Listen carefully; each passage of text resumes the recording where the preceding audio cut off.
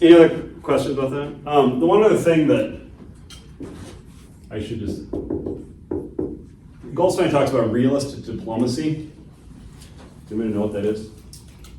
It's sometimes called Realpolitik, which is a German term.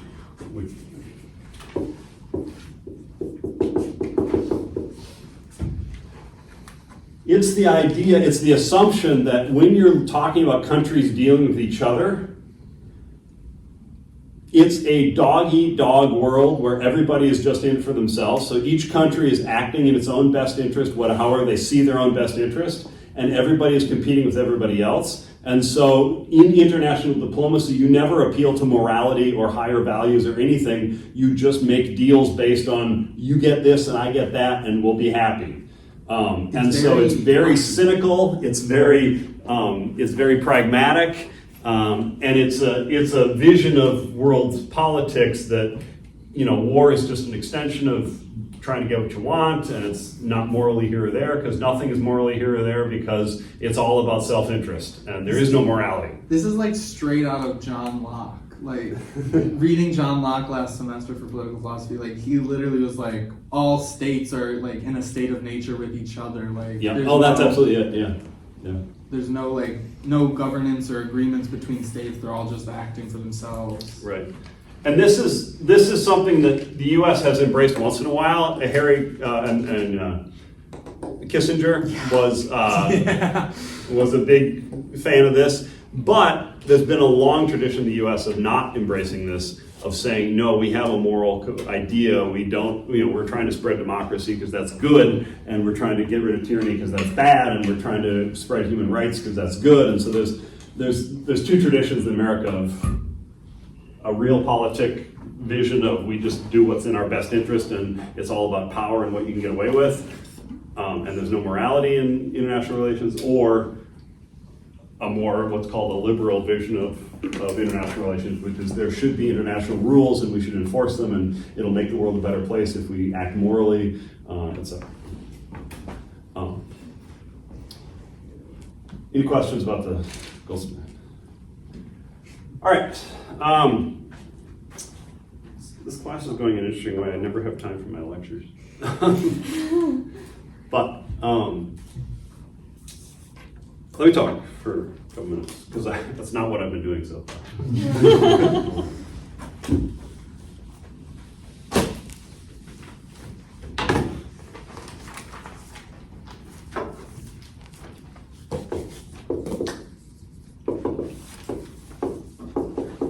We're going to be reading some stuff on next week on women in World War I, and in particular, somebody had earlier made a comment about I think it was Erica, about the nurses in Gallipoli. Keep that in mind, because we read an article that's actually about the uniforms nurses wear, and it might surprise you, but I'll just leave it there. And those nurses in Gallipoli, they were fashionable. Those long blue dresses, those big hats with the sashes. I liked them.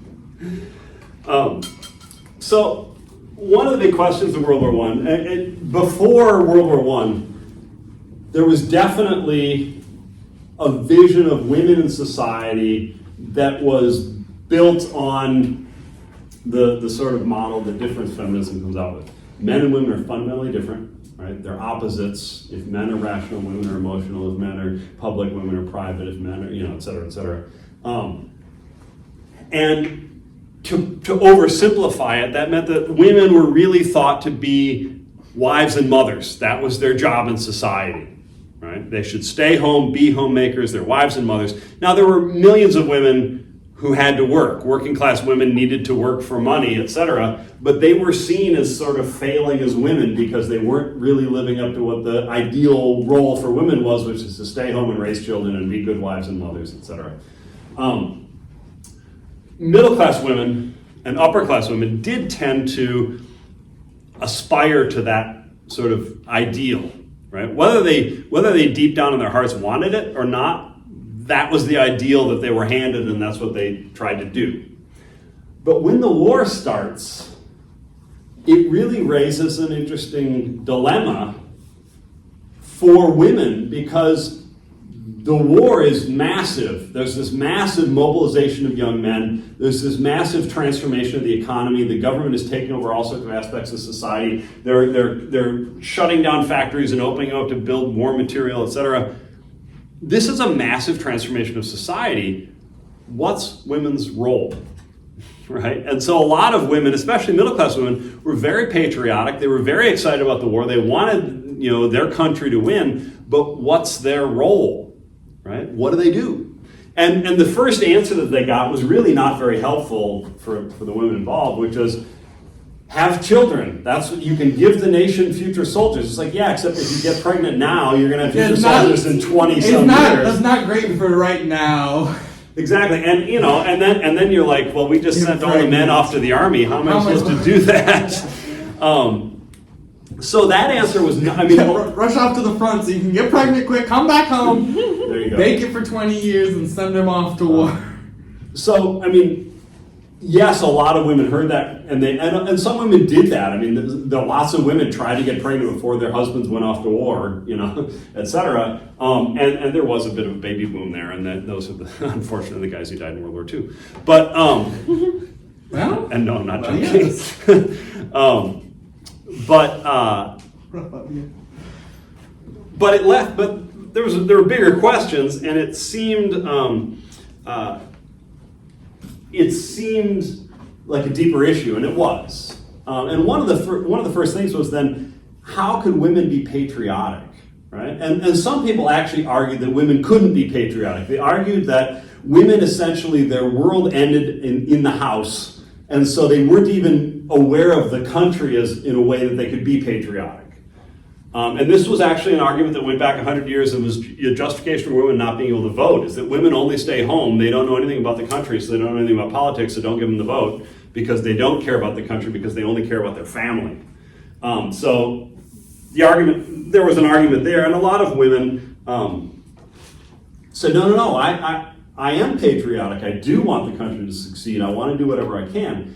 And this led to a really weird debate early in the war, 1914, 1915. Some people said, well, the way women could show their patriotism and support the war is to live an austere, non-frivolous existence. So don't go out to dinner anymore, and don't buy new clothes, and don't go to movies, and just do your housework and live an austere existence to show that you are sacrificing for the war. But then other people made the exact opposite argument. They said, we are fighting for our way of life. The men are out there defending their women and their way of life, so you need to go out and buy more dresses and go to the movies and go to dinner, because the men have to see what they're defending, and you have to show them the lifestyle they're defending. And all of this, they of course, see it. They're over in the trenches. Well, they get letters, trouble. I'll continue. That reminds me of they get letters. That reminds me of my boyfriend's a mailman. He's like, he'll work super long hours, and then I'll send him a text. And I'm like, just saw a squirrel. I just got a new dress. And he's like, I hate you.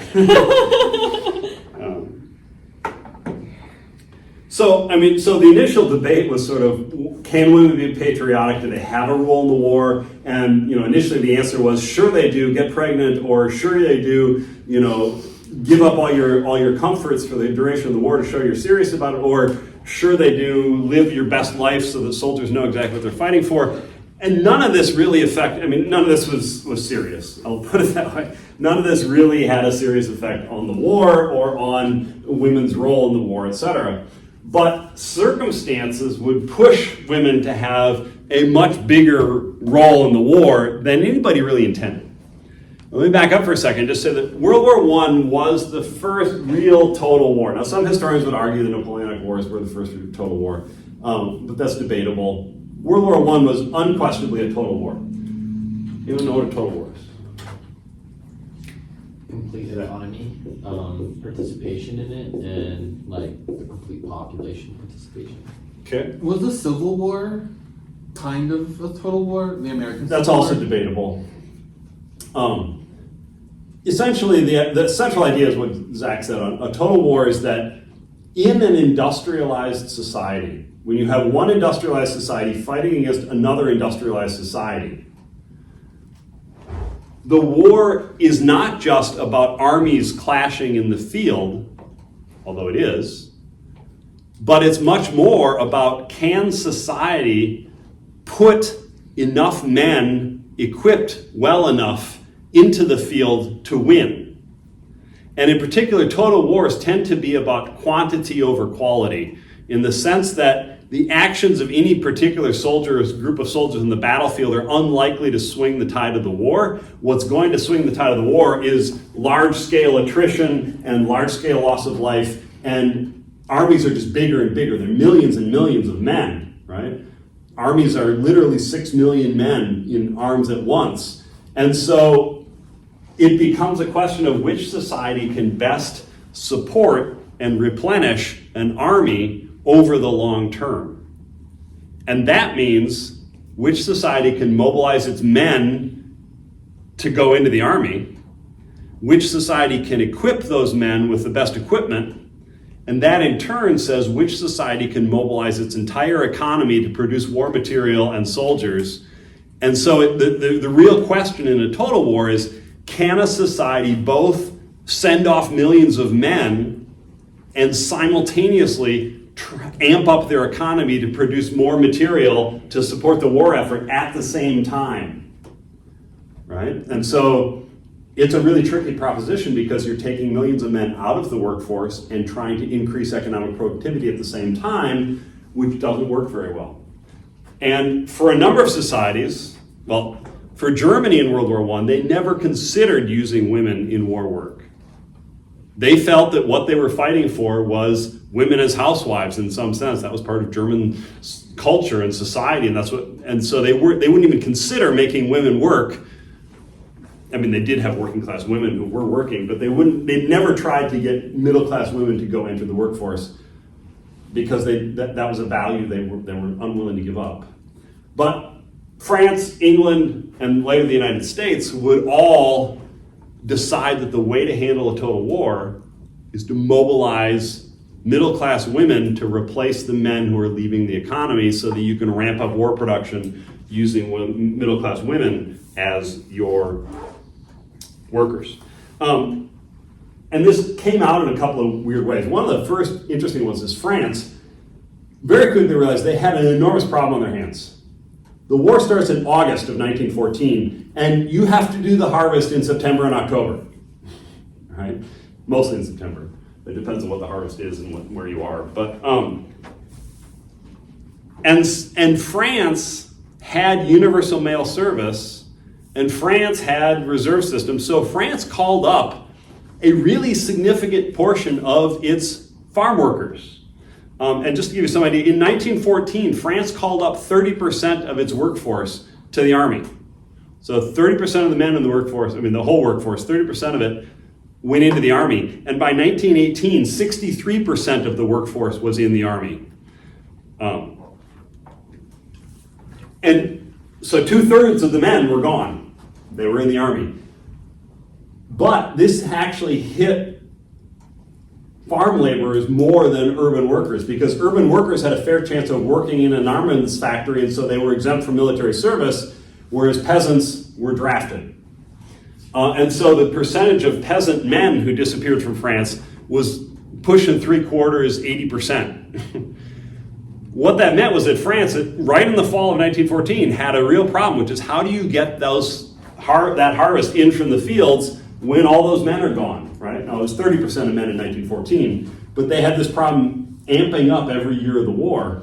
And the answer was that, and then they're like, okay, well, we'll use more machinery and to get the work done, except the machinery is horse-drawn, and the government was requisitioning all the horses, too. Yeah.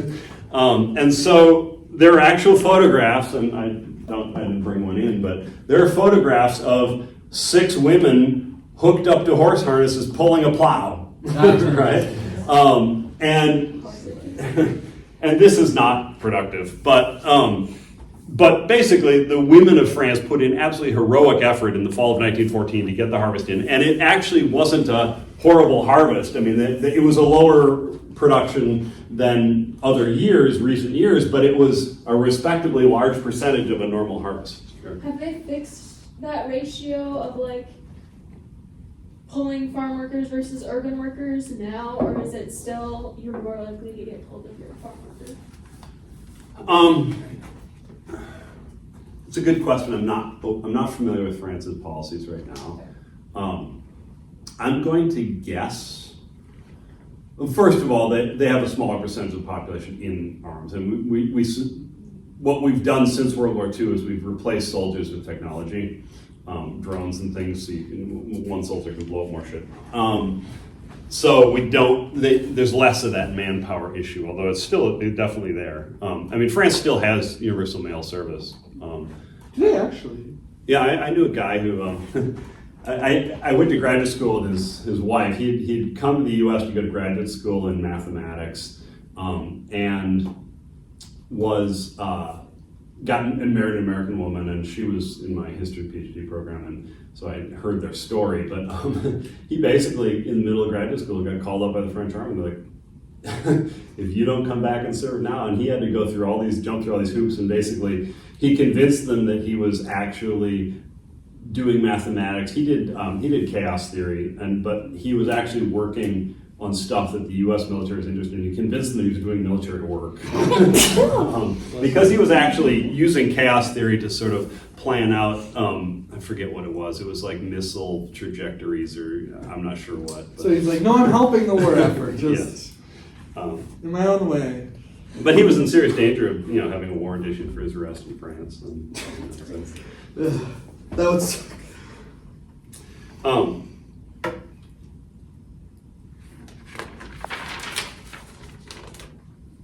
So what the army tried to do, there's a couple ways to respond to this. One is the French tried to come up with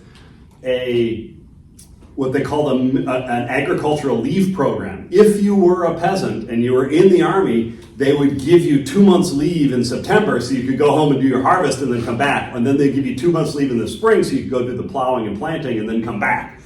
The problem they had with that was that given the meteorological conditions on the Western Front, the only times you could really do a good offensive were spring and fall. Summer was too hot and dry, and winter was too cold and wet and muddy. And so basically, they found that they kept trying to do this, and it didn't work very well. And then they ran into the problem that the way the system was set up, women who were running farms were supposed to apply for an agricultural worker, but you were just applying for an agricultural worker. But all these women began to insist that the agricultural worker they wanted was their husband. And so they would refuse to do the program unless the government would guarantee it was their husband coming home for 2 months. Because they don't want just a random some random guy soldier who grew up on a farm and knows this stuff, but is Yeah. just getting randomly sent. Exactly. They don't want just some random. So anyway, that never really panned out well. But in England, they came up with a better solution, which is called the Women's Land Army. And what it was that teenage girls were allowed to sign up to go be farm workers, to replace missing male farm workers. And so there were actually 260,000 young women, mostly teenagers, some in their early 20s, but they had to be unmarried, who would go and work on farms for the duration of the war in the Women's Land Army. Wait, so even if they were married but their husband was often Right, no, they only took unmarried women. That's such a weird caveat. Well, I think probably because they didn't want anyone with children apply. Yeah, well, that's a big part of it. Is that if you have children, you can't go off and work on a farm. Who's going to take care of your children? You could find a grandmother or whatever, but but I think the larger idea was that a wife whose husband is off in the military has to keep his home fire burning and take care of his home and be a welcoming. And if you're off on a farm, working on a farm somewhere, you're not. I think you'd appreciate the bread.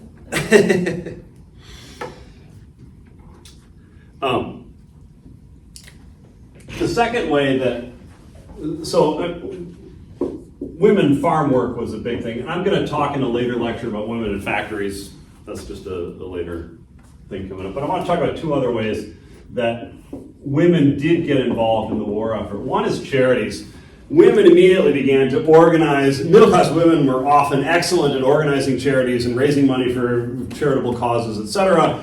Things like orphanages and all that. So many middle-class women just threw themselves into, let's build a charity for something. And so they would raise money, and then they would try to figure out a way they could help the war effort with the money they had raised. One of the ways they found immediately was that they would just go to train stations and set up sandwich things for soldiers going off to war. They'd be standing around the train station, they'd give them free sandwiches and coffee and things like that. And then, as we saw in the movie, they began to send care packages to random soldiers, right? That you would buy up a bunch of stuff and send it off to soldiers to make them feel happy and loved, etc. And you saw Mel Gibson opening that package, and it was a bunch of stuff he couldn't use. But that's beside the point. It's the thought. The third way, the French actually came up with something that I find is just interesting.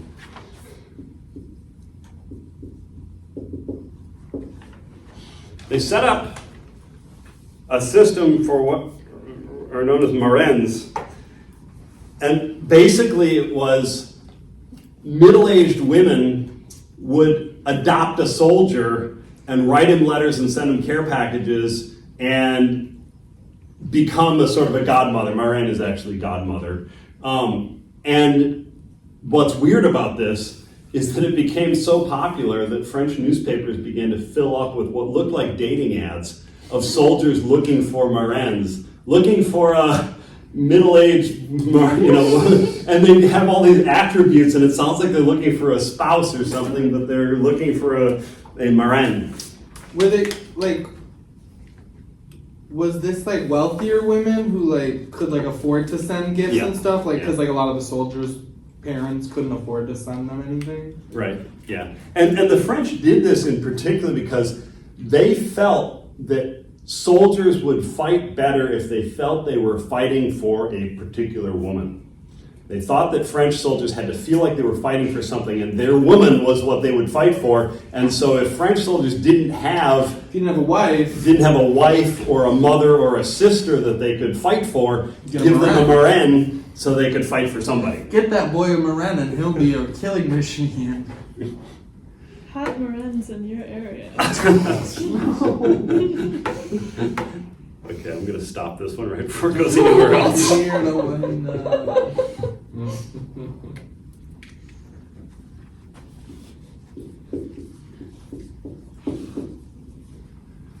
The third way that women immediately got involved in war effort was in nursing.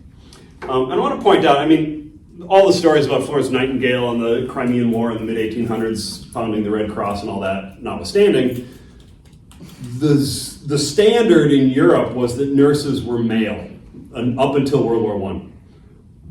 And there were a couple of reasons for this. One is women were thought to be too delicate to see war wounds and things like that.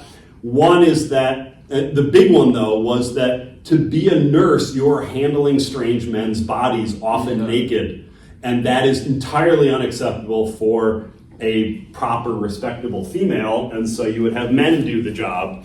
But in a total war, governments very quickly realized that they did not want to set aside a whole bunch of potential soldiers to be nurses. They wanted those guys in the army. And so they immediately disbanded all the nursing corps attached to the army, etc., and made those guys become soldiers. But then what do? They've got to run military hospitals. They need nurses. And so they turned to the Red Cross. The French did in particular. But the Red Cross now stepped up in a major way in World War I and took over basically all the nursing, supplying all the nurses for France and England, and to a lesser extent the United States and even Germany. But what's interesting about this is that the biggest problem they had, and we're going to read about this a little bit, but is that how do you attract respectable middle-class women to become nurses when it involves handling naked male bodies you're not married to? And seeing like blood all the time. And, exactly. Like, so how do you... Horrible wounds probably. Well, the wounds weren't the real sticking point. It was the potential sexuality of single women and soldiers and touching bodies, etc. And one of the ways, France, of course, the Red Cross drafts nuns to be, so smart. and we saw that in we saw that in All Quiet on the Western Front. They were nuns in habits. But here's the fun thing: when they ran out of nuns, they started drafting middle-class women, often young women, but they still put them in nuns' habits. And that's where nurses' uniforms come from. Nurses' uniforms were based on nuns' habits. And when you looked at those Australian nurses, they looked like nuns' habits. Yeah, they're kind of a take on that habit. And this was largely a sort of PR move to reassure the public that these women were holy and pristine and not in it for the sex, etc. But there was almost immediately, there were even short stories written and books published. Immediately you start seeing books pop up about the groups of young women who became nurses. And of course, Not So Quiet is one of those, right, that we read. But one of the common themes was that you would have a group of young women who joined the nursing corps. But it was always one of them did it for all the right reasons. She wanted to help people. She wanted to be good. And she wanted to help the war effort. But there was always the one who joined up solely to meet a future husband who was an officer. Right? It had to be an officer. And so the image very quickly appears in the culture of the woman who becomes a nurse solely as a sort of a gold digger looking for the officer husband that she can meet when he's at his most vulnerable and she can seduce him, and et cetera, et cetera. Find him right after he gets his leg blown off. Then he's desperate for a wife. Well, the thing about the nurses is they have all the medical charts. They can tell who's fully intact and who's not, and so they can target, the ones who are going to make a full recovery. So this became a sort of a conversation that across, especially French culture, was: are these women really doing it for the right reasons, or are they doing it for the wrong reasons? Is there sexual activity happening here? Is this something we need to police? Is this something we need to worry about? Were they doing a good job at nursing? Yeah. Okay. That wasn't an issue.